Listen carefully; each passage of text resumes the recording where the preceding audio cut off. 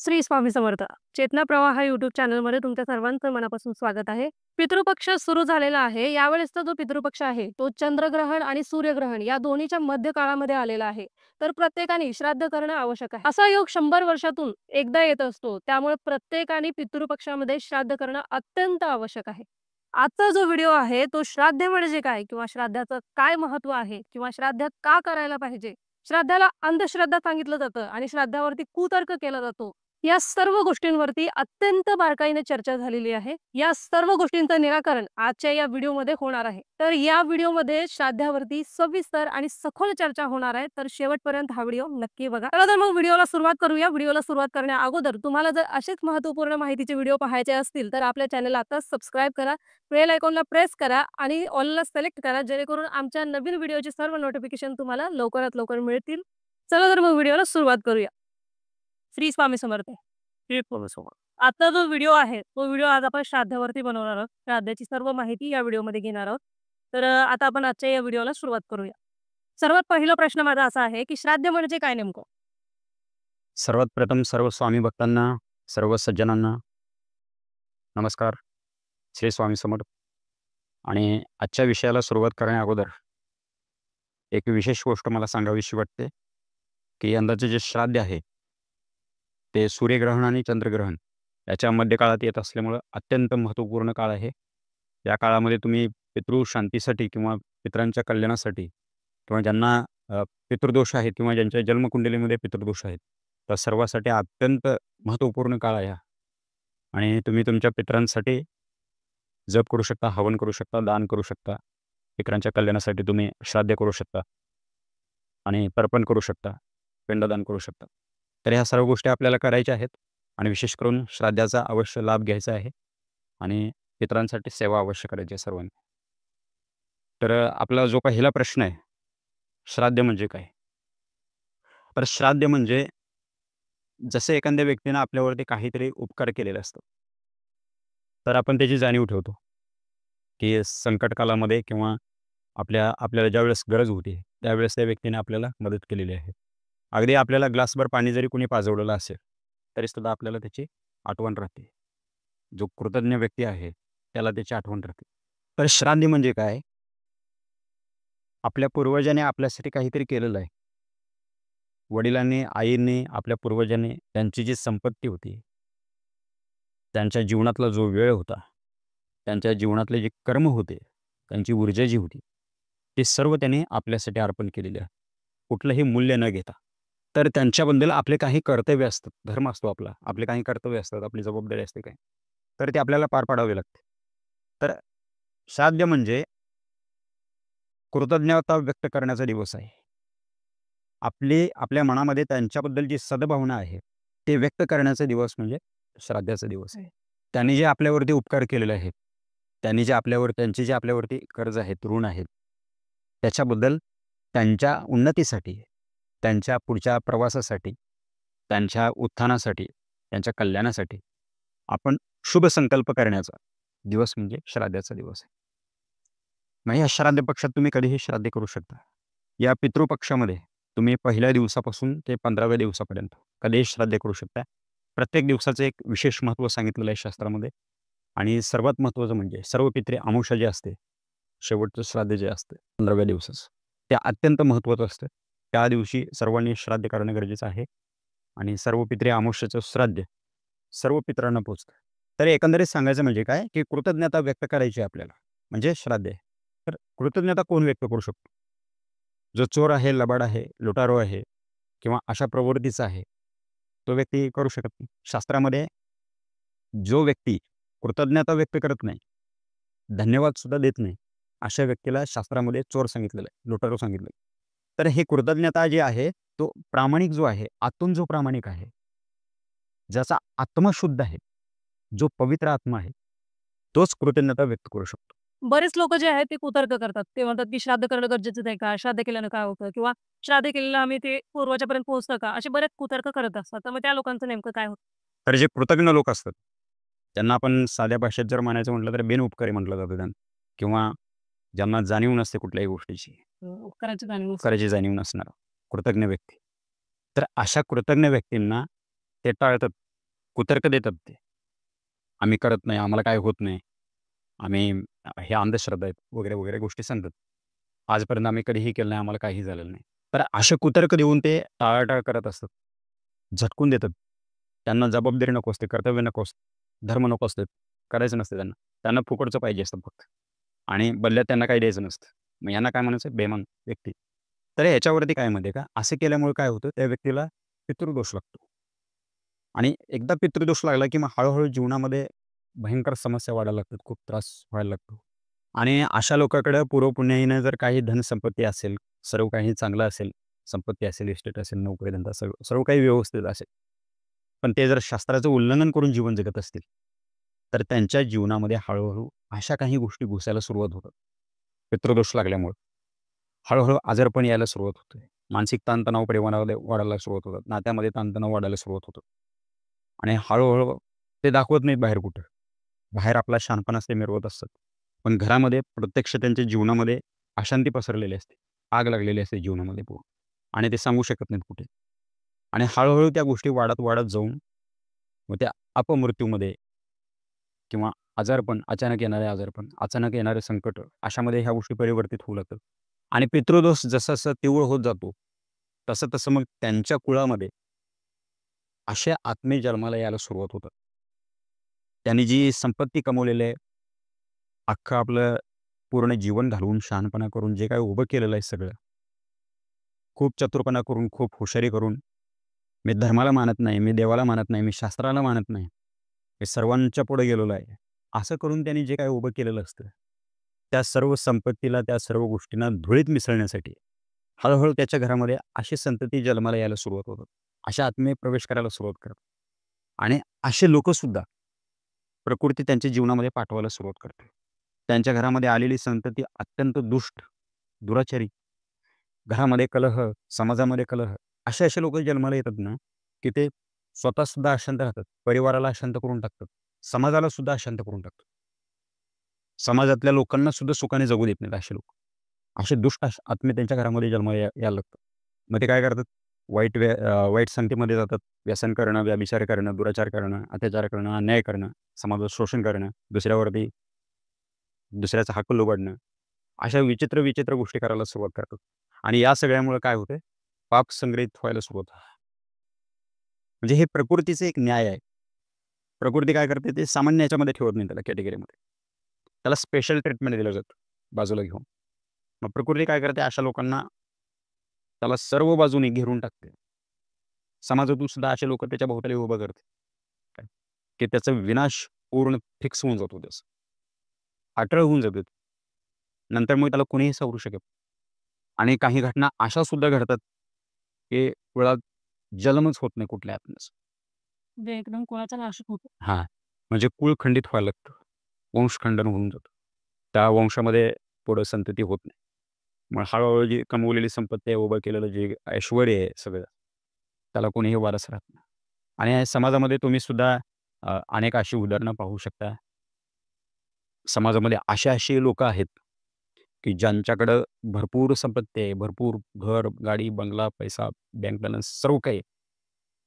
पण पुढं त्याला वारसच नाही आहे तो. आणि अशी सुद्धा समाजामध्ये उदाहरणं आहेत, की कित्येक लोकांची संपत्ती मागे अशी पडू नये.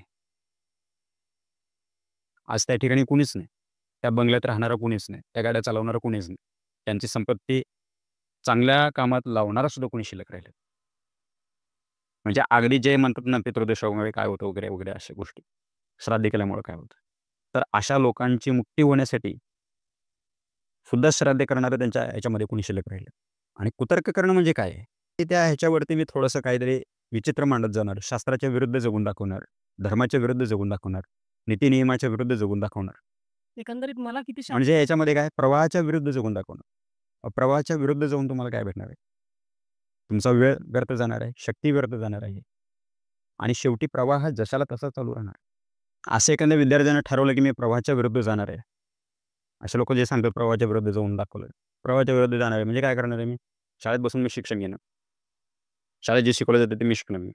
मी काहीतरी वेगळं करून दाखवणार. मी घरात बसून अभ्यास करणार आहे. घरात बसून मी सगळं पी-एच-डी करेन. ठीक आहे, तू घरात बसून अभ्यास जरी केला त्या विद्यार्थ्याने, सर्व शिक्षण जरी पूर्ण केलं, तर त्याला सर्टिफिकेट कोण देणार? ह्याला नोकऱ्या कुठं उपलब्ध होणार आहेत? त्याच्यासाठी कुठं जागा राहणार आहे? आणि त्याने जे शिक्षण घेतलेलं आहे त्याला कुठं मान्यता राहणार? जसं ह्या गव्हर्नमेंटमध्ये ह्या गोष्टीला कुठेही महत्त्व राहणार नाही. ह्या शासनामध्ये ह्या गोष्टीला काहीही महत्त्व नाही. त्यांच्या प्रवाहात राहिलं तरच ते महत्त्वाचं आहे त्या ठिकाणी. तुम्ही घरात बसून जर शिक्षण घेऊन जर मोठे होणार असं ठरवलं, पी-एच-डी करणार आणि मोठ्या कंपनीत जॉबवरती जाणार, तुम्हाला कोण जॉबवरती घेणार आहे? घेणार नाही. तर ह्या गोष्टी ज्या आहेत प्रवाहाच्या विरुद्ध काही नसतं. मूर्खपणा आहे हा सगळा. तर याच्यामध्ये सांगायची गोष्ट म्हणजे अशी आहे, की ज्या गोष्टी करायच्या त्या प्रवाहात राहून करायच्या. पण आपल्यातली काहीतरी वेगळी क्षमता बाहेर काढून करायची आपल्याला. आपल्यातल्या ज्या योग्यता आहेत, त्या वेगळ्या ज्या अद्वितीय जे बनवलेलं आहे भगवंताने माणसाला प्रत्येकाला अद्वितीय बनवलेलं आहे. तर ते आपल्यातलं जे युनिकनेस आहे जे आहे, ते आपल्याला बाहेर काढायचं आणि त्यात आपल्याला काहीतरी वेगळं करून दाखवायचं. अगदी त्याचप्रमाणे जीवन जगत असताना सुद्धा ह्या भगवंताच्या सृष्टीमध्ये, ह्या गव्हर्नमेंटमध्ये, ह्या शासनामध्ये ज्या सांगितलेल्या गोष्टी आहेत, शास्त्र बनवून ठेवलेले आहेत. शास्त्रामध्ये जे सांगितलेलं आहे, संत जे सांगतात, त्या सर्व गोष्टींना पकडून आपला जो प्रवाह आहे, त्या प्रवाहामध्ये आपली काहीतरी क्वालिटी दाखवायची. आपल्यातलं जे टॅलेंट आहे तिथं काढायचं आहे आपल्याला. आपल्यातलं जे युनिकनेस आहे, ते त्या ठिकाणी आपल्याला हे करायचं. आपल्यातलं क्षमता, योग्यता त्या ठिकाणी आपल्याला हे करायचं आणि त्या पद्धतीनं चालू त्या ठिकाणी आपल्याला विकसित व्हायचं आहे. आणि त्यासाठी शास्त्रामध्ये आपल्याला सांगितलेलं आहे, की पितृपक्षामध्ये श्राद्ध करायचं आहे. श्राद्ध केल्यामुळं आपल्यावरती ज्यांचे उपकार आहेत, ज्या पूर्वजांचे आपल्यावरती ऋण आहेत, ज्या पूर्वजांनी आपल्यासाठी वेळ दिलेला आहे, शक्ती दिलेली आहे, त्यांच्यासाठी आपल्याला शुभ संकल्प करायचे आहेत. त्यांच्यासाठी आपल्याला सद्भावना व्यक्त करायची आहे. त्यांच्यासाठी आपल्याला पुण्य अर्पण करायचं आहे. तर तो हा कालावधी आहे पितृपक्ष म्हणजे. आणि विशेष करून सांगायची गोष्ट म्हणजे फक्त आपण खूप गगनचे श्रीमंत झालो, सगळ्या गोष्टी सुखसुविधा आपल्या भोवताली उभ्या राहिल्या आणि सर्व गोष्टी आहेत आपल्याकडं. म्हणजे आपण यशस्वी झालो असं नाही. जगामध्ये जे टॉपला होते लोकं, असे 7 जगातले सर्वात श्रीमंत व्यक्ती होते. त्यांचं जर जीवन तुम्ही जरा थोडंसं उलगडून बघितलं, तर त्यातील काही लोकांनी अक्षरशः आत्महत्या करून हे केलेलं आहे. शेवट काहींचं म्हातारपण असं गेलं, की त्यांना विचारायला कोण नव्हते त्यावेळेस. जगातल्या अव्वल दर्जाचे जे श्रीमंत होते, 7 व्यक्ती होते. त्याच्यावरती एखादा आपण वेगळा व्हिडिओ बनवूया, चर्चा करूया त्याच्यावरती सुद्धा. तर त्यांच्याकडे सर्व होतं, पण धर्म नव्हता त्यांच्याकडे. तर त्यामुळं कुठेतरी आज थोडंसं आपण डोळे उघडून जर पाहिलं, तर ज्या देशामध्ये विज्ञान विकसित झालेलं आहे, विज्ञानवादी देश आहेत, विज्ञाननिष्ठ देश आहेत, ज्यांचं अनुकरण आजची आपल्यातली भारतीय आधुनिकतेला मानणारी जी पिढी आहे, ती पिढी त्यांचं अनुकरण करण्यात व्यस्त झालेली आहे. ते लोकं म्हणतात, की ह्या सगळ्या गोष्टी आपल्या आपल्या धर्मात, शास्त्रात ज्या सांगितलेल्या गोष्टी आहेत त्या खोट्या आहेत. मग त्यांना एक मला असं सांगावं वाटतं, की तुम्ही ज्या देशाचं अनुकरण करत आहात, ज्या देशाकडे तुम्ही हे करत आहात, त्या देशातले लोकं आपल्या धर्मातल्या गोष्टी करायला सुरुवात करतात आज. थोडंसं तुम्ही जरा थोडं परीक्षण केलं ना, तर बऱ्याच गोष्टी तुमच्या लक्षात येतील अशा, की हवन वगैरे जे आहेत, यज्ञ वगैरे जे आहे, अशा गोष्टी आज बाहेरच्या देशामध्ये सुरू आहेत. आपल्या परंपरा ते स्वीकारायला सुरुवात करत आहेत. आपल्या संस्कृतीतल्या ज्या गोष्टी आहेत त्या उचलून घेत आहेत ते. आपल्या धर्मग्रंथामध्ये सांगितलेल्या गोष्टी त्या उचलून घेत आहेत. आणि त्या ठिकाणी त्या पद्धतीने ते वैदिक जीवन स्वीकारत आहेत. आपलं भारतीय अध्यात्म ते स्वीकारत आहेत हळू. मग ह्याच्यामध्ये कुठेतरी आपल्या बुद्धीचीच कीव करावी लागेल अशी गोष्ट आहे. कारण आपल्या पूर्वजांनी जे आपल्याला दिलेलं आहे, ऋषीमुनी म्हणजे कोण होते? आपले दुश्मन नव्हते ते. आपले दुश्मन नव्हते ऋषीमुनी. आपले पूर्वज आहेत ते. आणि तुम्ही आता एखादं छोटंसं उदाहरण जर घ्यायचं म्हटलं, तर तुम्ही वडील आहात. तुम्हाला जर मुलगा असेल, तर तुम्ही तुमच्या मुलाचं शुभचिंतन करता ना तुम्ही. का त्याचं नुकसान व्हायला पाहिजे किंवा त्याचं काहीतरी त्याला हे वाटोळं व्हायला पाहिजे त्याचं, असं करता तुम्ही काय? करत त्याचं कल्याण व्हायला पाहिजे, सर्वस्वी कल्याण व्हायला पाहिजे. सर्व बाजूने त्याचा सर्वांगीण विकास व्हायला पाहिजे, अशाच गोष्टी करतो तुम्ही. तर अगदी आपल्या पूर्वजांनी जे आपल्यासाठी सांगितलं आहे, ते सुद्धा ह्याच उद्देशानं सांगितलेलं आहे, की या भारतभूमीमध्ये जे अनंत पिढ्या पुढे येत राहतील, त्या सर्व पिढ्यांच्या कल्याणासाठी, त्यांच्या सर्वांगीण विकासासाठी त्यांनी शास्त्र लिहून ठेवले, ग्रंथ लिहून ठेवले आणि त्यामध्ये सांगितलं, की हे सर्व नियम तुम्ही पाळा. जेणेकरून तुमचा सर्वांगीण विकास होत राहील. भौतिक विकास सुद्धा होईल आणि आध्यात्मिक विकास सुद्धा होईल. आणि हे दोन्ही प्रकारचे विकास करून तुम्ही भौतिक जीवन सुखात जगून तुमचं पारलौकिक जे जीवन आहे, ते सुद्धा तुम्ही सुधारून घेऊ शकता. याच्यासाठी आपल्याला शास्त्र बनवले, ग्रंथ बनवले ऋषीमुनींनी आणि त्यांनी ह्या सर्व गोष्टी सांगितलेल्या. तर त्यांनी जे सांगितलेलं आहे, ते आपलं नुकसान करण्यासाठी सांगितलेलं नाही, आपलं वाटोळं करण्यासाठी सांगितलं नाही. ते कोणी आपले दुश्मन नव्हते. तर ते त्यांनी जे सांगितलेलं आहे, ते आपल्या कल्याणासाठी सांगितलं. त्यामुळे ह्या सर्व गोष्टी थोड्याशा आपण स्वीकारून, व्यवस्थित समजून घेऊन ज्या देशाचं अनुकरण करतो, त्या देशातले लोकं आपल्या पूर्वजांच्या गोष्टी हे करत आहेत, स्वीकारत आहेत. मग आता आपण सुद्धा कुठेतरी स्वीकारून ह्या गोष्टी सुरुवात करणं गरजेचं आहे. तर तुम्ही श्राद्ध म्हणजे काय हे तर सांगितलं. माझा दुसरा प्रश्न असा आहे, की श्राद्ध का करावं नेमकं? श्राद्ध आपल्याला याच्यासाठी करायचं आहे, आता सांगितल्याप्रमाणे एखाद्या व्यक्तीने तुमच्यावरती उपकार केलेले आहे. जर तर तुम्ही काय करता? त्याच्या बदल्यात तुम्ही त्याला काहीतरी देण्याचा प्रयत्न करता. तुम्हाला भूक लागलेली आहे, कुठेतरी प्रवास करत आहे आणि एखाद्याने तुम्हाला खाऊ घातलं आणि नंतर तुमच्या लक्षात आलं, की तो व्यक्ती अडचणीत आहे. कुठून तरी समजलं तुम्हाला. तर तुमच्यामध्ये भावना जागृत होते, की आपण जाऊन त्याला हेल्प करायला पाहिजे. कारण मी प्रवासात होतो त्यावेळेस मला अन्न भेटत नव्हतं, खायला नव्हतं माझ्याकडे काय. तर त्यांनी त्याच्या ताटातली भाकरी काढून मला दिलेली आहे. तर आता माझं कर्तव्य त्याला मदत करा. तर अगदी असंच ज्या पूर्वजांनी आपल्यावरती अगणित उपकार केलेले आहेत त्यांनी. त्यांचं खूप मोठं ऋण आहे. आईचे उपकार कधीच आपण फेडू शकत नाही. अगदी लोक इथपर्यंत सांगतात, की आपल्या चमडी काढली, शरीराची चमडी काढून त्याचं चप्पल जरी बनवलं आणि आईच्या पायात जर घातलं, तरीसुद्धा तिचे उपकार आपण फेडू शकत. वडिलांचं ऋण आपण फेडू शकत. आपल्या पूर्वजांचं ऋण फेडू शकत. कारण ज्या वडिलांचं, ज्या आईचं ऋण फेडू शकत नाही तुम्ही, त्यांच्यावरती सुद्धा कोणाचं तर ऋण आहे. त्यांच्यावरती त्यांच्या आई-वडिलांचं ऋण आहे ना. मग हे ऋण चालत आलेलं आहे.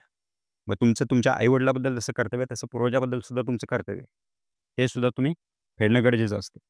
तर याच्यामध्ये कसं आहे, कारण हे ब्लड रिलेशन आहे पूर्ण. ते चालत आलेली परंपरा आहे. तुम्ही त्यांच्या वंशामध्ये आहे. तुम्ही त्यांच्या रक्तामध्ये आहे तुम्ही. तर ह्या गोष्टी लक्षात घेणं गरजेचं आहे आपल्याला. तर याच्यामध्ये काही लोक म्हणतात, की व्यक्ती निघून गेला, मृत्यू झाला त्याचा, म्हणजे संपला तर त्याचं. आता आपण काही जरी केलं तर त्याला काही भेटणार आहे का? तर ही जी समज आहे ना, ही मूर्खपणाची समज आहे ही. कारण आपल्या धर्मशास्त्रामध्ये स्पष्ट सांगितलेलं आहे. हे देह जे आहे ना, ते इथंच उत्पन्न झालेलं आहे.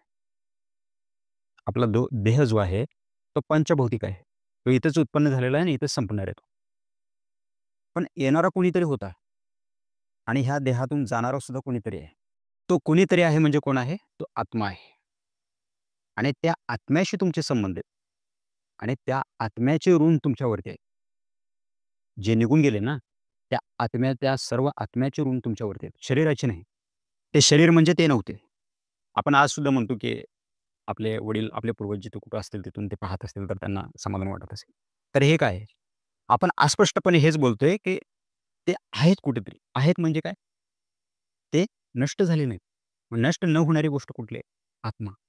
भगवद्गीतेमध्ये सांगितलेलं आहे, "नयनम छिंदन्ति शस्त्राणि, नयनम दहन्ति पावक." तर हे गोष्टी आपल्याला समजून घ्यायचं. आपल्या शास्त्रामध्ये सांगितलेलं आहे, आत्मा हा अमर आहे, अविनाशी आहे. आत्मा हा कधीही खंडित होत नाही, नष्ट होत नाही. आत्म्याला कुणीच काही करू शकत नाही. तर हा जो आत्मा आहे, ह्या आत्म्याचा प्रवास अखंड सुरू असतो. अखंडपणे सुरू असतो. मग त्या आत्म्याशी तुमचे कुठेतरी संबंध आलेले आहेत. त्या आत्म्याने तुमच्यासाठी वेळ दिलेली आहे. त्या आत्म्याने तुमच्यासाठी ऊर्जा दिलेली आहे. त्या आत्म्याने तुमच्यावरती उपकार केलेले आहेत. आता हे आपण समजून कसं घ्यायचं? तर समजा एखाद्या आई आणि वडिलांच्या पोटी एक मुलगा जन्माला आला. तर त्या दोघांची ऊर्जा त्या ठिकाणी आहे त्याच्यामध्ये. ज्याला आपण म्हणतो रक्ताचे संबंध आहेत. आई-वडिलांचं रक्त आहे ह्याच्यामध्ये. पहिली गोष्ट. दुसरी गोष्ट आहे, त्याला जन्माला घातल्यानंतर जोपर्यंत तो स्वतः आपल्या पायावरती उभा राहत नाही, तोपर्यंत आई-वडील त्याला जी ऊर्जा देत असतात. मग ती ऊर्जा कष्टातून असेल, अन्नातून असेल, पोषणातून असेल, कुठल्याही पद्धतीने असेल. त्याच्या विकासासाठी असेल, सर्वांगीण विकासासाठी असेल. ही ऊर्जाच आहे ना. आई-वडील ही ऊर्जा सतत त्याच्यावरती लावत आहेत. आपली वेळ त्याला देत आहेत आणि आपलं पूर्ण जीवनाचं उद्दिष्ट त्याला बनवलेलं आहे त्यांनी. तर एवढं सगळं त्याने अर्पण केलेलं आहे तुमच्यावरती, आई-वडिलांनी. तर मग ते आता मुलगा ज्यावेळेस मोठा होईल, हं, आणि त्याचं पुढचं सर्व व्यवस्थित होईल, नोकरी लागली, त्याला चांगले पैसा कमवायला लागला तो. त्याचं लग्न झालं, त्याचा संसार सुरू झाला, त्याला मुलं-बाळं झाली. मग ते पुढच्या प्रवासाला लागले. मग नंतर आई-वडिलांचा समजा मृत्यू झाला. मृत्यू झाल्यानंतर त्यांनी ते शरीर टाकून दिलं आणि त्यांचा आत्म्याचा प्रवास पुढे सुरू झाला. आत्म्याचा प्रवास पुढे सुरू झाल्यानंतर समजा त्यांना जर काही अडथळे यायला लागले त्यांच्या प्रवासामध्ये. एकतर त्यांचा प्रवास पितृलोकाकडे होतो, स्वर्गाकडे होतो किंवा काही आत्मे भटकत असतात. तर हे भटकणारे जे आत्मे असतात, त्याच्यामध्ये काय असतं, जे आत्महत्या केलेले आहेत, ज्यांची हत्या झालेली आहे, ज्यांचं खून झालेलं आहे, मर्डर झालेलं आहे वगैरे अशा ज्या गोष्टी असतात किंवा ॲक्सिडेंटमध्ये गेलेले असतात. अपघातामध्ये किंवा भूकंपामध्ये गेलेलं असतं किंवा जलप्रवाहामध्ये पडून नदीमध्ये, विहिरीमध्ये पडून हे झालेलं असतं, मृत्यू झालेला असतो. तर असे जे लोक असतात किंवा ज्या आगीमध्ये होरपळले असतात किंवा मोठे जे अपघात होतात, अशा अपघातात एखाद्याचा मध्ये झालेला असतो किंवा नैसर्गिक आपत्तीमध्ये मृत्यू झालेला असतो. तर हे जे असतात जीव ते भटकत असतात. आणि ज्यावेळेस अशा व्यक्तींचा मृत्यू झालेला असतो, त्यावेळेस त्यांच्या मनामध्ये खूप इच्छा, अपेक्षा असतात. मृत्यू पुढे आहे त्यांना माहिती नसते. खूप इच्छा, अपेक्षा घेऊन ते त्यावेळेस जगत असतात. त्या सर्व इच्छा, अपेक्षा ज्या असतात, ते सूक्ष्म शरीराद्वारे त्यांच्यासोबत निघून जातात त्या. आणि त्या पूर्ण न झाल्यामुळे ते भटकत असतात त्या ठिकाणी. आणि दुसरीकडून पुण्यपाठीशी जर नसेल त्यांच्या, तर ते भटकत राहतात. तर मग असे जर आत्मे जर कोणी भटकत असतील, त्यांचं पुढे जर प्रवास होत नसेल, सद्गती जर होत नसेल, त्यांच्या पारलौकिक प्रवासामध्ये जर त्यांना अडथळे निर्माण होत असतील, तर त्यावेळेस ते काय करतात? मदत मागतात ते. मग ते मदत कोणाला मागतात? आता आपण साधी एक गोष्ट जर पाहायला गेलो, तर मदत कोणाला मागतो आपण? जे आपले आहेत. आपण मदत कोणाला मागतो? आपल्या वडिलाकडून जे आपल्या संबंधित आहेत. नाते जे आहे वडिलाकडून, तिकडे मदत मागतो आपण किंवा आईकडून जे आपलं नातं आहे, तिकडे मदत मागतो आपण किंवा तिसरं जे आहे ते आपण समाजात मदत मागतो आणि चौथे जे आहे ते आपण आपल्या मित्राकडे मदत मागतो. ह्या 4 ठिकाणी मदत मागत असतो आणि मदत मागताना एक गोष्ट आपण पाहत असतो, की समोरचा व्यक्ती व्यवहाराच्या लायक आहे की नाही? सज्जन आहे की नाही? चांगला आहे की नाही? व्यवहार करण्यायोग्य आहे की नाही? हे पाहत असतो आपण. अगदी त्याचप्रमाणे ज्या आत्मे फिरत असतात, भटकत असतात, ते आत्मे त्यांना ज्यावेळेस पुढचा प्रवास त्यांचा खंडित होतो, त्यावेळेस ते त्यांना सद्गती करून घ्यायची असते त्यांची, मुक्त व्हायचं असतं त्यांना. मग ते हेल्प मागतात. मग हेल्प मागण्यासाठी ते काय करतात? मदत मागण्यासाठी सज्जन व्यक्तीची निवड करतात. धार्मिक व्यक्तीची निवड करतात. जो धर्मवान आहे, सज्जन आहे, सात्विक आहे, जो चांगला पवित्र आत्मा आहे, त्याच्याकडे ते हेल्प मागतात. आपण कसे आहोत हे आपल्याला माहिती नाही. पण एखाद्या व्यक्तीचा ज्यावेळेस मृत्यू होतो आणि ती व्यक्ती ज्यावेळेस शरीर सोडून निघून जाते प्रकृतीमध्ये, त्यावेळेस त्याला शास्त्रामध्ये असं सांगितलेलं आहे, की त्याला त्यावेळेस सगळं सत्य जे आहे, ते दिसायला सुरुवात होते. मग त्याला सर्व समजायला लागतं, की कोणती व्यक्ती चांगली आहे, कोणती व्यक्ती वाईट आहे, कुठल्या गोष्टी चांगल्या होत्या, कुठल्या गोष्टी वाईट होत्या. आपण केलेले कुठले कर्म चांगली होती, कुठली कर्म वाईट होती. ह्या सर्व गोष्टी सत्याचं ज्ञान होते त्याला थोडक्यात, सत्याचा बोध होते त्याला. आणि त्यावेळेस मग त्याच्याकडे काही पर्याय नसतो त्यावेळी. मग तो आत्मा काय करतो त्यावेळेस? आणि त्याला हेही दिसत असते, की कोण सज्जन आहे आणि कोण दुष्ट आहे. अगदी त्यांच्या कुळामध्ये, त्यांच्या वंशामध्ये, त्यांच्या घराण्यामध्ये पुढे येणारी जी पिढी आहे, त्यांच्यामध्ये सुद्धा कोण दुष्ट आहे आणि कोण चांगला आहे त्यांना कळत असतं स्पष्ट. मग ते काय करतात? त्यांच्या कुळामध्ये जे चांगले आत्मे जन्माला आलेले आहेत, त्या चांगल्या आत्म्याला, सज्जन आत्म्याला, पवित्र आत्म्याला ते मदत मागतात. किंवा समजा त्या आत्मे जर भटकत नसतील, पुढचा प्रवास जरी त्यांचा झालेला असेल आणि त्यांच्यासाठी जर तुम्ही सद्भावना व्यक्त करत असाल, की "बाबा तुम्ही आमच्यासाठी काहीतरी केलेलं आहे, तर हे पुण्य आम्ही तुम्हाला अर्पण करतो. तुम्ही आमच्यासाठी खूप काही केलेलं आहे, वेळ दिलेला आहे, कष्ट दिलेले आहेत. तुमच्या कुळामध्ये आज मी जन्माला आलेलो आहे. तुमचं जे काही होतं ते मला सगळं भेटलेलं आहे. तर माझं कर्तव्य आहे की तुमच्याबद्दल तुम्हाला धन्यवाद देणं. तर त्यासाठी मी हे करतोय आणि ह्याच्यातून जे हे श्राद्ध केल्यानंतर जे तर्पण केल्यानंतर जे पुण्य होणार आहे, हवन केल्यानंतर जे पुण्य होणार आहे, ते मी सर्व तुम्हाला अर्पण करतो." अशी सद्भावना ज्यावेळेस आपण करतो, संकल्प करतो, त्यावेळेस ते पितृलोकात असलेले आत्मे जे असतात किंवा स्वर्गामध्ये गेलेले जे आत्मे असतात, त्या आत्मे आपल्याला आशीर्वाद देतात, संतुष्ट होतात ते. आणि एक लक्षात घ्या, तुम्ही पहिली गोष्ट लक्षात घ्या, ज्यावेळेस तुम्ही एखाद्यावरती उपकार करता आणि तुम्हाला अडचण असल्यानंतर, तुम्ही सुखात आहात, तरीसुद्धा तुम्ही कधीतरी अडचणीत असल्यानंतर, एखादा व्यक्ती अचानक येऊन जर मदत केला आणि तुम्हाला लक्षात आलं, की 10 वर्षाखाली या व्यक्तीला मी मदत केलेली होती. तर त्यावेळेस त्याच्याबद्दल तुमच्या मनामध्ये कसे भाव तयार होतात? चांगलीच बाब आहे. नाही, मला काही गरज नाही. मी माझा हँडल करू शकतो. तुम्हाला मदत करू नको. पण हा व्यक्ती किती प्रामाणिक आहे. मी 10 वर्षाखाली याला मदत केली होती आणि याने लक्षात ठेवून मला हे करायला लागलं. उपकाराची परतफेड करतो. किती कृतज्ञ व्यक्ती आहे. आपल्या मनामध्ये त्याच्याबद्दल खूप दयाभाव निर्माण होतो किंवा प्रेम निर्माण होतं त्याच्याबद्दल. तर अगदी तसंच जे मुक्त झालेले आत्मे आहेत, जे पितृलोकात पोहोचलेले आहेत, स्वर्गात पोहोचलेले आहेत, त्यांच्याबद्दल जर तुम्ही कृतज्ञता व्यक्त करत असाल, तर ते तुम्हाला खूप भरभरून आशीर्वाद देतात. आणि ज्या आत्मे भटकत असतात, त्या आत्म्यांना जर तुम्ही अशा प्रकारे सर्व कर्म करून, श्राद्ध वगैरे करून पुण्य अर्पण जर केलं, तर त्यांना एक त्या ठिकाणी पुण्य प्राप्त होतं आणि त्या पुण्याच्या याच्यावरती त्यांचा पुढचा प्रवास सुरू होतो. आणि तिसरी सर्वात महत्त्वाची गोष्ट म्हणजे ही आहे, समजा तो आत्मा जर कुठं जन्माला आला असेल, तुमच्या परिवारातून वडील निघून गेले आणि ते समजा कुठेतरी जन्माला आले असतील बाहेर आणि त्यावेळेस त्या ठिकाणी त्या परिस्थितीमध्ये त्या परिवारामध्ये जर त्यांना त्रास होत असेल, किंवा त्या ठिकाणी त्यांना अनुकूल वातावरण भेटलेलं नसेल. खूप त्रासात, कष्टात जीवन जर जगत असतील. तर त्यावेळेस ते एक आतून त्यांना असं वाटतं, की कोणीतरी आपल्याला मदत करावी, कोणीतरी आपल्याला मदत करावी. कोणीतरी आपल्यावरती थोडंसं आपल्याला आधार द्यायला पाहिजे कोणतं. तर ही जी त्यांची आंतरिक पीडा असते, ही पीडा दूर करण्यासाठी आपलं श्राद्ध काम करत असतं. आणि ज्यावेळेस आपण हे श्राद्ध करतो, हवन करतो, पूजन करतो, जप करतो, त्यांच्या नावाने अन्नदान करतो. तर हे सर्व पुण्य त्यांना ज्यावेळेस आपण अर्पण करतो, तर ते त्यांना जाऊन भेटतं आणि त्यांना त्या ठिकाणी काहीतरी लाभ होतो. आणि ते त्या संकटातून, परिस्थितीतून बाहेर पडतात आणि त्यांची परिस्थिती सुरळीत होते त्या ठिकाणी, अनुकूल होतं त्या ठिकाणी. त्यामध्ये जो खरोखर कृतज्ञ आहे, तो कृतज्ञ व्यक्ती हे सर्व करतो, की बाबा माझे वडील ज्या ठिकाणी कुठं असतील, माझे आजी, आजोबा, पणजोबा, माझे जे पूर्वज आहेत, ते जिथं कुठं असतील, त्यांची सर्वांची ऋण आहेत माझ्यावरती. ते स्वर्गात असू द्या, पितृलोकात असू द्या किंवा भटकत असतील किंवा त्यांचा जन्म जरी कुठं झालेला असेल, तरीसुद्धा त्यांच्याबद्दल माझं काहीतरी कर्तव्य आहे आणि त्या आत्म्यांना मी माझी ऊर्जा पाठवणार. मी माझं पुण्य त्यांना पाठवणार. हे कोण करू शकतं? प्रामाणिक व्यक्ती करू शकतो. कृतज्ञ व्यक्ती करू शकतो हे. आणि कृतज्ञ जे असतात, ते म्हणतात, की आता त्या ठिकाणी जन्माला आले त्यांचं त्यांचं सुरू झालं त्या ठिकाणी. माझं काय कर्तव्य आहे त्यांच्या कर्माने त्यांचं पुढे. हे काय पुण्य त्यांना भेटणार आहे का? काय होणार आहे का? आपल्याला दिसायला लागले वगैरे, वगैरे असे काहीही कुतर्क करून ते आपली जबाबदारी झटकून देतात. आपलं कर्तव्य झटकून देतात. नको आहे मला. मी फुकट खो आहे. मग अशा लोकांना काय म्हटलेलं आहे शास्त्रामध्ये? चोर आणि लुटारू म्हटलेलं आहे शास्त्रानं. आता तुम्ही सांगितल्याप्रमाणे तुम्ही म्हणालात, की जसं त्यांच्या कुळामध्ये जर कोण सज्जन व्यक्ती असेल, तर ते त्यांच्याकडून मदत घेतात. पण ज्यांच्या कुळामध्ये सज्जन व्यक्तीच नाहीये, तर तिथं कसं त्यांनी मदत मागायची किंवा ते कसं मदत मागतात? हां, तर त्यासाठी काय सांगितलेलं आहे? काही गोष्टी समजून घ्याव्या लागतील याच्यामध्ये आपल्याला. तर याच्यामध्ये आपल्यावरती 3 प्रकारची ऋण आहेत. पहिलं आहे पितृऋण, दुसरं आहे देवऋण आणि तिसरं आहे ऋषीऋण. तर ह्याच्यामध्ये पितृऋण जे आहे, ते पितृऋण आपल्याला 3 ठिकाणातून लागतं. तर त्याच्यात पहिलं ठिकाण आहे, आपल्या वडिलाकडून जेवढे रिलेशन आहेत आपले, तिकडून एक पितृऋण लागतं आपल्याला.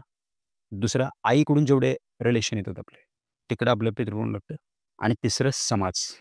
ज्या समाजात आपण राहतोय, त्या समाजातून सुद्धा आपल्याला पितृऋण लागत असतो. मग त्या समाजामध्ये आपले मित्र असतात किंवा समाजात भोवताली आपल्या आसपास राहणारे जे लोक असतात, ज्यांचा आपल्या जीवनामध्ये कुठल्या ना कुठल्या पद्धतीने सहयोग असतो. तर ह्या 3 गोष्टी ज्या आहेत, ह्या पितृऋणामध्ये येतात. तर मग ह्याच्यामध्ये काय आहे, तिसरं जे सांगितलं आता समाज, मित्र. जर समजा त्या आत्म्याला जर त्या कुळामध्ये, त्यांच्या परिवारामध्ये, त्यांच्या कुळामध्ये जर दिसत नसतील, पवित्र आत्मे जर त्यांना त्या ठिकाणी दिसत नसतील, तर ते काय करतात, त्यांनी ज्या ठिकाणी त्यांची ऊर्जा लावलेली आहे, तर समजा मी आहे, माझ्या वडिलांनी माझ्यासाठी सर्व काही केलं. पण ते सर्व काही करत असताना त्याच्यामध्ये ज्या लोकांचं योगदान आहे, ज्या लोकांनी त्याच्यामध्ये सहयोग दिलेला आहे, ज्या लोकांनी त्याच्यामध्ये वेळ दिलेली आहे, ऊर्जा दिलेली आहे, त्या सर्व लोकांची ऋण माझ्यावरती आहे. कारण त्या सर्व लोकांची ऊर्जा घेऊन माझ्या वडिलांनी माझ्यासाठी खूप काही करून ठेवलेलं आहे. तर आता माझं कर्तव्य काय आहे, की वडिलांना ज्या लोकांनी मदत केलेली आहे, म्हणजे वडिलांना ज्या लोकांनी ऊर्जा दिलेली आहे, त्या लोकांसाठी ऊर्जा रिटर्नमध्ये देणं हे माझं कर्तव्य आहे, हे माझं. मग त्यावेळेस हे आत्मे जे असतात, त्यांना जर त्यांच्या कुळामध्ये जर सज्जन व्यक्ती नाही भेटला, तर त्यांनी ज्या ठिकाणी ऊर्जा दिलेली आहे त्यांची, वेळ दिलेला आहे त्यांचा, त्यांचं योगदान दिलेलं आहे त्यांनी, त्या ठिकाणी, त्या परिवारामध्ये कुणी सज्जन आहे का? मग त्याच्यामध्ये त्यांचा मित्रपरिवार असेल, समाजातले लोकं असतील किंवा त्यांच्या संबंधित कुणी असेल, तर त्या ठिकाणी कुणी आहे का ते पाहतं. आणि त्या ठिकाणी जर कुणी असेल, तर मग ते त्यांच्याकडून अपेक्षा करायला सुरुवात करेल. तर तुम्ही आता सांगितल्याप्रमाणे ते आपली जी ऊर्जा जिथं प्रदान केलेली असते त्यांनी, तिथं त्या जागी जर कोण सज्जन असेल, तर त्यांच्याकडून ते मदत मागायला सुरुवात करतात. तर ते कशाप्रकारे मदत मागतात? आता ते मदत मागण्यासाठी काय करतात? तर ते आत्मे काय करतात? त्यांना संकेत द्यायला सुरुवात करतात. आणि त्या व्यक्तीला जर संकेत नाही समजले, तर ते काय करतात? की त्या सज्जन आत्म्याला, त्या सज्जन व्यक्तीला ते त्रास द्यायला सुरुवात करतात. त्रास देणं म्हणजे काय? समजा एखादा आपला मुलगा आहे, त्याचं कर्तव्य काय आहे? शिक्षण व्यवस्थित घेणं, अभ्यासात लक्ष व्यवस्थित घालणं आणि आई-वडिलांची जी स्वप्न आहे ते पूर्ण करणं, आई-वडिलांबद्दल जी जबाबदारी आहे ती पूर्ण करणं. आई-वडिलांबद्दल जे कर्तव्य आहे ते पूर्ण करणं, त्याचं काम आहे. पण तो जर खेळातच व्यस्त राहत असेल, तर आई-वडील काय करतात? त्याच्या हातातून खेळणं काढून घेतात आणि लपवून ठेवतात. मग त्या मुलाला काय वाटतं? आई-वडील मला त्रास देते आणि हे खेळणं म्हणजे माझं सर्वस्व आहे, असं वाटत असते त्याला. अगदी तसंच आपली सुद्धा अवस्था झालेली असते. आपण ह्या संसार चक्रामध्ये, ह्या मायाजाळामध्ये अशा पद्धतीने फसतो, की आपल्याला हे संकेत कळत नाहीत. मग हे संकेत आपल्याला लक्षात येत नाही असं दिसलं, की मग आपण ज्या गोष्टीमध्ये व्यस्त आहे, त्या गोष्टी ते बिघडवतात. मग बिघडवल्यानंतर त्यांना असं अपेक्षित असतं, की ही सज्जन व्यक्ती आहे, पवित्र आत्मा आहे. मग याला समजून येईल, की हे त्रास कशामुळे व्हायला लागले. अशा ज्या घटना घडतात, त्या घटना कशामुळे होत. मग थोडंसं चिंतन करेल हा व्यक्ती आणि चिंतन करून ज्यावेळेस त्याच्या लक्षात येईल, की हे पितृदोषामुळे होत असेल, त्यावेळेस तो त्याचं जे कर्तव्य आहे ते पार पाडेल. सत्कर्म करून, जप-तप करून, हवन करून, श्राद्ध करून मला पुण्य अर्पण करेल आणि त्यामुळं माझी पुढची सद्गती होईल आणि माझा पुढचा प्रवास सुरू होईल. अशी त्यांची अपेक्षा असते आणि त्यामुळं ते हलका-हलका त्रास द्यायला सुरुवात करतात. तर समजा जर त्या समोरच्या व्यक्तीच्या लक्षात जर नाही आलं, तर त्यावेळेस ते नाराज होऊन तिथून निघून जातात आणि त्यावेळेस त्या व्यक्तीला पितृदोष लागतो. तर ठीक आहे, आता जे तुम्ही सांगितलात ते आम्हाला मान्य आहे. पण काही लोकं असे असतात जे स्वतःच्या आई-वडिलाचं सुद्धा श्राद्ध करायला तयार नाही. कारण ते मानतच नाहीत की श्राद्ध वगैरे करणं किंवा हे आई-वडिलांना पोचतं किंवा हे आत्मा वगैरे काय असतं. जोपर्यंत शरीर आहे तोपर्यंत शरीर आहे, नंतर मग सगळं निघून जातं असं त्यांचं म्हणणं असतं. तर मग त्या त्या लोकांसाठी काय सांगाल तुम्ही? त्याच्यामध्ये कसं आहे, हे आता सांगितल्याप्रमाणे हे जे लोकं असतात हे, त्यांना कर्तव्य नको असतं. त्यांना रिटर्नमध्ये काय द्यायचं नसतं. म्हणजे हे लोकं थोडक्यात कृतज्ञ असतात. उपकाराची जाण न ठेवणारे लोकं असतात हे. तर अशा लोकांचं काय असतं, ज्यावेळेस असे लोकं श्राद्ध करत नाहीत, तर त्यावेळेस ते प्रकृती त्यांना संकेत द्यायला सुरुवात करते. तर भगवंताने सृष्टीमध्ये, ब्रह्मांडामध्ये खूप सुंदर व्यवस्था करून ठेवलेली आहे. तर भगवंताने प्रकृतीला काही कामं सोपवलेली आहेत. प्रकृतीला काही अधिकार दिलेले आहेत. तर त्यातलं पहिलं काम आहे न्याय करणं. प्रकृती न्याय करते. अशा छोट्या-मोठ्या गोष्टी ज्या असतात, ते न्याय करते. आणि दुसरी गोष्ट आहे भगवंताने प्रकृतीला स्पष्ट सांगितलेलं आहे. कर्मसिद्धांत जो आहे, तो कर्मसिद्धांत कधीही मोडू द्यायचा नाही, खंडित होऊ द्यायचा नाही. अगदी मी असलो तरी ॲडजस्टमेंट करायचं नाही त्याच्यामध्ये. त्यामुळे भगवंताला सुद्धा कर्माची फळं भोगावं लागतं. कर्मसिद्धांत जो आहे ना, तो अबाधित आहे, अखंड आहे. आणि तिसरी जी गोष्ट आहे, कर्माची जी फळं असतात आपल्या, आपण म्हणतो कर्माची फळं भगवंत देतात. ते कामसुद्धा प्रकृतीवरती सोपवलेलं आहे. आणि चौथी एक गोष्ट भगवंताने प्रकृतीला सांगितलेली आहे, की सर्व जीवांचं तुला पोषण करायचं आहे, संरक्षण करायचं आहे आणि कुठल्याही जीवावरती अन्याय होऊ द्यायचा नाही आणि कुठल्याही जीवाला दुःखी राहू द्यायचं नाही. हे प्रकृतीने सांगितलेलं आहे. तर प्रकृती काय करते, एखादा आत्मा जर पीडित दिसत असेल, देहात असेल किंवा देहात नसेल, पण एखादा आत्मा कष्टात आहे, दुःखी आहे किंवा खूप आतून पीडा झेलत आहे. असे ज्यावेळेस प्रकृतीला वारंवार संकेत यायला लागतं एखाद्या आत्म्याकडून, आपल्या दुःखाचं कारण प्रकृती शोधते. आपण जे कष्ट झेलत आहोत, त्या कष्टाचे काय कारण आहे? आपल्या दुःखाचं काय कारण आहे? हे प्रकृती पाहते अगोदर.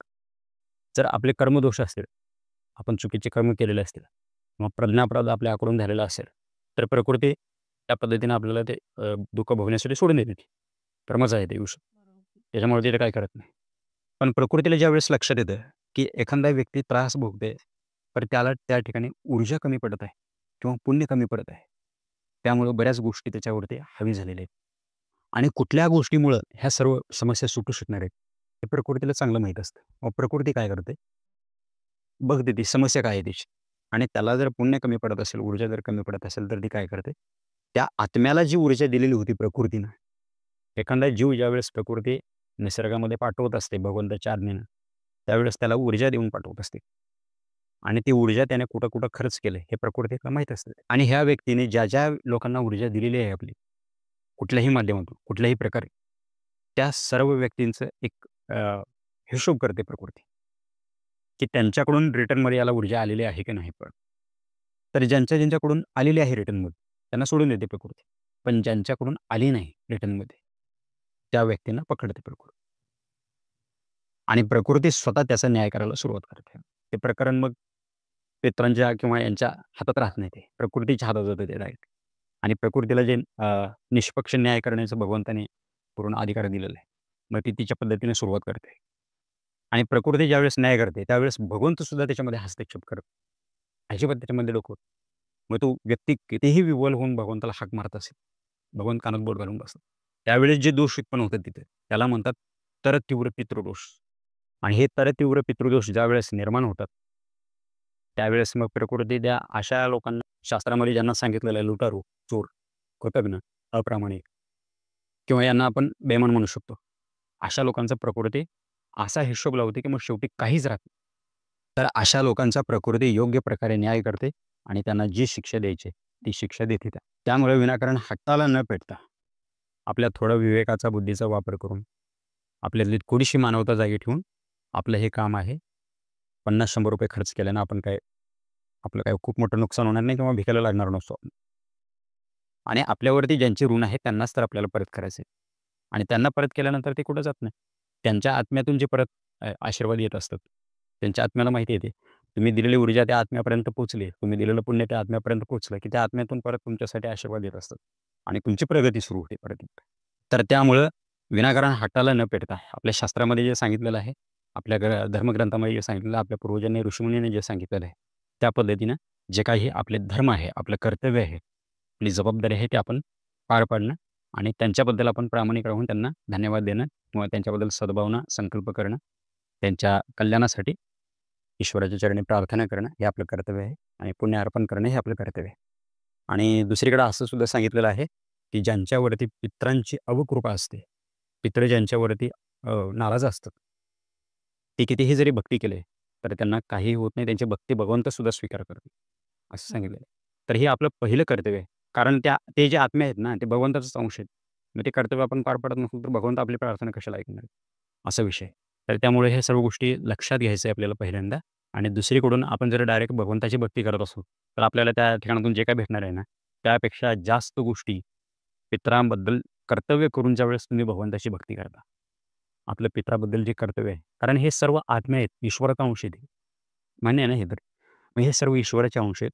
मग ईश्वराचे जे अंश आहेत, जे फिरत आहेत आपल्यासोबत, त्यांच्याबद्दल आपले कर्तव्य पहिल्यांदा पूर्ण करणं. आणि ते कर्तव्य पूर्ण झाले, त्या आत्म्याबद्दल कर्तव्य पूर्ण झाले, की मग भगवंतसुद्धा आपली भक्ती चांगल्या प्रकारे स्वीकार करतात. ज्यावेळेस आपण पितराबद्दल असलेली कर्तव्य पूर्ण करून ईश्वराची भक्ती करतो, त्यावेळेस आपल्याला धन, धान्य, समृद्धी, यश, कीर्ती, मान, सन्मान, प्रतिष्ठा सर्व गोष्टी भेटायला सुरुवात होतात. ठीक आहे. मग तुम्ही जे आता प्रकृतीच्या बाबतीत सांगितलं, तर प्रकृती कसं म्हणजे ज्यावेळेस न्याय करते, त्यावेळेस अगोदर काही संकेत वगैरे देते, की ती डायरेक्टच न्याय करायला सुरुवात हो, हो. ते अगोदर संकेत देते किंवा पितरांचे ऋण ज्यावेळेस आपल्यावरती असतात, तर त्यावेळेस ते डायरेक्ट हात घालत नाहीत. प्रकृती डायरेक्ट आपल्याला शिक्षा देत नाही. कारण प्रकृती कधीही न्याय केल्यानंतर भगवंताच्या ह्याच्यामध्ये सुद्धा प्रकृती सापडत नाही चुकीमध्ये. कुठल्याही चुकीमध्ये सापडत नाही. त्यासाठी अगोदर ते संकेत देतो. जर ते संकेत समजून घेऊन सुद्धा तर ती व्यक्ती जर सुधरत नसेल, तर त्याच्या जीवनामध्ये काही घटना सुरुवात करते. तर त्याच्यामध्ये अचानक आजारपण येणं, अपमृत्यू होणं, ॲक्सिडेंट होणं, अचानकपणे जीवनामध्ये अनैसर्गिक बदल व्हायला सुरुवात होतात. मग त्याच्यामध्ये नात्यामध्ये ताणतणाव निर्माण होणं, कुटुंबामध्ये ताणतणाव निर्माण होणं, अचानक पद्धतीनं काय-काय विचित्र-विचित्र गोष्टी घडायला लागतात. कारण नसताना घरामध्ये भांडणं होणं किंवा समाजामध्ये कुठे अशा अशा घटना घडायला सुरुवात होतात आणि अशा अचानक अनैसर्गिक घटना घडायला लागल्यानंतर ते आपण ओळखून घ्यायचं असतं. पण त्यावेळेस अशा जे कृतज्ञ लोक असतात, बेईमान लोक असतात, त्यांना ते संकेत समजण्यासाठी बुद्धी तर तेवढी शुद्ध लागते. ते संकेत त्यांना समजत नाहीत. मग त्यावेळेस प्रकृती पुढची पावलं टाकायला सुरुवात करते. अगदी इथपर्यंत आहे प्रकृती ज्यावेळेस संकेत देत असते ना, यांचा विनाश करण्याच्या अगोदर, त्यावेळेस ती अशा लोकांपर्यंत नेऊन पोहोचवते त्यांना, ज्या ठिकाणी त्यांना त्यांचे ऋण फेडण्यासाठी मार्गदर्शन भेटेल किंवा माहिती भेटेल. म्हणजे समजा आता मी मानत नाही ह्या सर्व गोष्टी, पण कुठल्या ना कुठल्या मार्गे त्या गोष्टी माझ्यासमोर येतात. कोण ना कोण आपल्याला सांगणार, बाबा "नाही हे करणं गरजेचं आहे" किंवा असं असू शकते वगैरे. तर त्या आपल्यापर्यंत येतात त्या गोष्टी. पण मी काय करतो, मला खूप विज्ञाननिष्ठ दाखवायचं असतं किंवा खूप शहाणपण मी शहाणा आहे खूप असं दाखवायचं असतं मला. अति शहाणा आहे मी, असं दाखवायचं असतं. मग मी काय करतो, अशा गोष्टी मी मानत नाही. म्हणजे मी प्रकृतीने त्या गोष्टी माझ्यापर्यंत पोहोचवलेल्या कुठल्या ना कुठल्या मार्गाने पोहोचवल्या होत्या. पण मी काय केलं, नाकारलं त्याला, झटकून टाक. झटकून टाकलं त्याला. पण मी हे समजून घेतलं नाही, की एखादी गोष्ट माझ्या समोर यायला लागली, मला अपेक्षित नसताना एखादी गोष्ट माझ्या समोर आलेली आहे म्हणजे याच्यावरती थोडंसं विचार करणं माझं काम आहे. पण ते लोकं विचार करत नाहीत. अविवेक जोर मारलेला असतो त्यांच्यामध्ये. मग त्यावेळेस ते झटकून टाकतात त्याला. मग प्रकृतीची बाजू संपली. प्रकृतीची चूक कुठेच राहत नाही. नंतर जरी समजा भगवंतांनी जरी विचारलं याचा पूर्ण विनाश करण्याच्या अगोदर, तुझी चूक झाली, तू करायला नको होतास. तर प्रकृती सांगते, की अगोदर याला मी सूचना दिलेल्या आहेत, याला संकेत दिलेले आहेत. याच्यापर्यंत कुठल्या ना कुठल्या मार्गाने तो विषय मी पोहोचवलेला आहे. तरीसुद्धा त्याला त्याचं कर्तव्य कळालं नाही, त्याचा धर्म त्याला कळाला नाही. हा अगदी पशुसारखा जगला. तुम्ही याला माणूस बनवून पाठवलं होतं. विवेक बुद्धी दिली होती, विचार करण्याची बुद्धी दिली होती, चिंतन करण्यासाठी दिलं होतं त्याला सर्व. सगळ्या त्याला गोष्टी तुम्ही दिलेल्या असताना सुद्धा आणि मी त्या सगळ्या गोष्टी त्याच्यापर्यंत पोहोचलेल्या असताना सुद्धा त्याने त्या गोष्टी स्वीकारल्या नाहीत. त्याच्यावरती विचार केला नाही आणि त्याला जे करायचं होतं त्याने तेच केलं. दोष कोणाचा याच्यामध्ये? त्याचा आहे. त्यामुळे याचा नाश केला. प्रकृतीसुद्धा याच्यामध्ये सापडत नाही. प्रकृतीसुद्धा याच्यातून तिच्या पद्धतीने ती बाहेर निघते. तर अशा लोकांना मग कुठंच काही राहत नाही. मग असे परिवार बर्बाद होऊन जातात किंवा संपून जातात. त्या पळत कुणीच राहत नाही. मग त्या ठिकाणी कितीही भयंकर संपत्ती असली तरीसुद्धा ते सर्व विनाश होऊन जातं शेवटी. तर काही व्यक्ती जे आहेत ते आत्म्याला वगैरे असं मानत नाही. ते म्हणतात ते आत्मा वगैरे असं काही नसतं. तर मग त्या व्यक्तींचं कसं आहे नेमकं? आत्मा नाही म्हणण्या अगोदर मला वाटतं, की तुम्ही ऋषीमुनींनी सांगितलेलं जे आहे, आपल्या शास्त्रामध्ये, ग्रंथामध्ये जे सांगितलेलं आहे, त्याला जर तुम्ही मानत नसाल तर हरकत नाही. तुम्ही स्वतःला खूप शहाणे समजत असाल, खूप बुद्धिमान समजत असाल. एक आतून एक तसं भ्रम निर्माण झालेला असतो माणसाला. मी म्हणजे अतिशहाणा असा भ्रम निर्माण. असे अ, असं वाटत असतं त्यांना. आणि हे काय असतं माहिती आहे का? की त्यांना असे कुठून तरी त्यांना अशी इन्फॉर्मेशन भेटलेली असते आणि अशा चुकीच्या माहितीवरती ते असे कुतर्क करत फिरत असतात. कारण या लोकांकडे सत्याचा शोध घेण्याचं सामर्थ्य नसतं. त्याच्यामध्ये डीपमध्ये उतरून त्याच्यावरती काम करून त्याची पडताळणी करण्याचंच त्यांच्याकडे हे नसतं. मग हे लोकं काय करतात? हे लोकं ते कोल्ह्याची गोष्ट आहे माहिती आहे ना तुम्हाला? की तोंडाला येत नाही म्हणून ते काय म्हणते? आंबट आहेत द्राक्ष. तर अगदी त्या कोल्ह्याप्रमाणे हे लोकं असतात. त्यांना साधना करायची नसते, उपासना करायची नसते, शास्त्रांना समजून घ्यायचं नसतं, ग्रंथांना समजून घ्यायचं नसतं, धर्माला समजून घ्यायचं नसतं. आपल्या ऋषीमुनींनी जे सांगितलेलं आहे, त्याला समजून घ्यायचं नसतं. आणि हे आपल्या स्वतःच्या आई-वडिलांचं ऐकत नसतं. तर हे लोकं काय करतात मग, की असे कुतर्क करत असतात. कुतर्क करून त्याच्यातून बाहेर पडायचं. आणि हे कुतर्क करणारे जे लोकं असतात ना, हे लोकं दुधारी तलवार जशी असते, अगदी तसे असतात. दुधारी तलवार जर हातामध्ये ठेवली आपण, तर त्या तलवारीने आपल्यावर सुद्धा घाव होऊ शकतो आणि समोरच्यावर सुद्धा घाव होतो. अगदी अशी लोकं असतात. आणि अशा लोकांच्या एखाद्या वाक्यावर जर आपण कधी विश्वास ठेवला चुकून, एखाद्या भल्या माणसाने जर विश्वास ठेवला अशा लोकांचा, तर हे लोकं असे तर्क देऊन आपला तर घात करतच असतात. सोबत आणि दुसऱ्याला सुद्धा आपल्या रांगेत आणून उभं करतात. तर अशा लोकांपासून आपल्याला दूर राहावं लागतं. कारण ह्यांना काहीही करायचं नसतं. त्या गोष्टीची पडताळणी करायची नसते. त्या गोष्टी परीक्षण करायचे नसते त्या गोष्टीवरती काही. तर जे लोकं आत्मा नाही म्हणून सांगतात, त्या लोकांना एक खास गोष्ट मी असं सांगू इच्छितो, की ज्या मॉडर्न याचं तुम्ही मिरवताय, आम्ही मॉडर्न झालो, आम्ही ह्या जुन्या गोष्टी ऋषीमुनींनी सांगितलेल्या, आपल्या पूर्वजांनी सांगितलेल्या गोष्टी आम्ही मानत नाही. आम्ही मॉडर्न आहे आम्ही. काय म्हणत नाही? मॉडर्न आहे. आधुनिक विचाराचे. तर तुम्हाला जे आधुनिक विचार जिथून भेटतात किंवा ज्या देशाचं किंवा ज्या देशातल्या लोकांचं तुम्ही अनुकरण करताय किंवा त्यांच्याकडे बघून जे तुम्ही जीवनशैली विकसित करताय, त्या देशामध्ये, त्याच लोकांमध्ये ह्या सर्व गोष्टी आपल्यापेक्षा जास्त प्रचलित आहेत. अशी कित्येक उदाहरणं आहेत, की अशा विकसित झालेल्या देशामध्ये, अशा विज्ञाननिष्ठ देशामध्ये, ज्या ठिकाणी विज्ञान जन्माला आलेलं आहे, आधुनिक विज्ञान, त्या देशामधले लोकं आज हरिद्वारला येऊन, ऋषिकेशला येऊन पितृश्राद्ध करतात. आज त्या देशातली लोकं होम हवन करत आहेत, यज्ञ करत आहेत. आज त्या देशातली लोकं गायत्री उपासना करत आहेत, साधना करत आहेत, मेडिटेशन शिकत आहेत ती लोकं. ह्या सर्व गोष्टी का शिकत आहेत? कारण त्यांना कळलेलं आहे, की भारतीय अध्यात्म जे आहे किंवा भारतीय संस्कृतीमध्ये ज्या गोष्टी सांगितलेल्या किंवा भारतीय ग्रंथामध्ये ज्या गोष्टी सांगितलेल्या, ह्याच्या मागे खूप मोठं विज्ञान आहे, खूप मोठं सायन्स आहे आणि ह्या गोष्टी आपण स्वीकारून आपलं जे जीवन आहे ते अत्यंत सुंदर रीतीने विकसित करू शकतो. हे त्यांना समजलेलं आहे. मग ते भौतिक जीवनाबरोबर त्यांचं आध्यात्मिक उत्थानसुद्धा करून घेता येते लोक. अशा अनेक शास्त्रज्ञ आहेत, जे गीता वाचत होते, जे आपलं पातंजली योगदर्शन वाचत होते, जे आपल्या शास्त्राचं अध्ययन करत होते. आणि बऱ्याच अशा गोष्टी आहेत, ज्या आपल्या धर्मातून, आपल्या संस्कृतीतून, आपल्या वेदातून, आपल्या शास्त्र धर्मग्रंथातून उचलले त्यांनी आणि कॉपी केले गेले तिकडे. आणि त्यांच्या नावावरती ते त्यांनी चालवल्या गोष्टी. असेही बरेच उदाहरण आहेत आपल्याकडे. आणि सर्वात महत्त्वाचं सांगायचं म्हणजे ज्या आत्म्याबद्दल लोक अविश्वास दाखवतात, त्यांना एक प्रश्न असा आहे, की कुठलीतरी एक चेतना आहे आतमध्ये. चेतनेशिवाय तर तुमचं शरीर चालू शकत नाही. माणसाचा मृत्यू झाल्यानंतर त्याच्या शरीरातून कुठली गोष्ट अशी बाहेर पडली, की ज्यामुळे त्याचे शरीर यंत्रणा पूर्ण बंद पडली. आता तो ऐकू पण शकत नाही. 1 मिनिटापूर्वी ऐकत होतो तो. 1 सेकंदापूर्वी ऐकत होतो. आणि ज्यावेळेस त्याच्यातून ती ऊर्जा बाहेर पडली, त्याच्यातून ती चेतना बाहेर पडली. त्यानंतर तो ऐकूही शकत नाही, बघू शकत नाही, बोलू शकत नाही. बरोबर. तुम्हाला कसलीच प्रतिक्रिया देऊ शकत नाही. अशी कुठली गोष्ट घडली, पूर्ण यंत्रणा बंद पडली. अशी कुठलीतरी गोष्ट शरीरातून बाहेर पडली त्यावेळेस ही घटना घडलेली आहे. मग ती गोष्ट बाहेर पडणारी कुठली आहे? त्याला वेदामध्ये, आपल्या शास्त्रामध्ये, आपल्या धर्मग्रंथामध्ये आत्मा सांगितलेला आहे. आणि तो आत्मा परमेश्वराचा अंश आहे. आणि आजचं विज्ञान जे आहे, आता मी काही शास्त्रज्ञांची नावं तुम्हाला सांगू शकतो या ठिकाणी. त्या शास्त्रज्ञाचं नाव जरी तुम्ही नेटवरती सर्च करून बघितलं, तर याच्यावरती डीपली संशोधन चालू आहे सगळं. आणि जसं-जसं आजचं विज्ञान, आधुनिक विज्ञान विकसित होत जाईल, तसं-तसं पुढे येणाऱ्या काळामध्ये आत्म्याचं अस्तित्वसुद्धा हे विज्ञान सिद्ध करेल.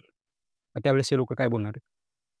आणि मला एक गोष्ट अशी सांगावीशी वाटते, की शास्त्रामधल्या, तुमच्या पुराणामधल्या, तुमच्या वेदामधल्या 4 गोष्टी जर सिद्ध झाल्या, खऱ्या ठरल्या, तर आपण एक गृहीत धरू शकतो, की इतर सुद्धा सांगितलेल्या गोष्टीसुद्धा विज्ञान जसं-जसं डेव्हलप होत जाईल, तसं-तसं त्यासुद्धा गोष्टी सगळ्या सिद्ध होणार आहेत.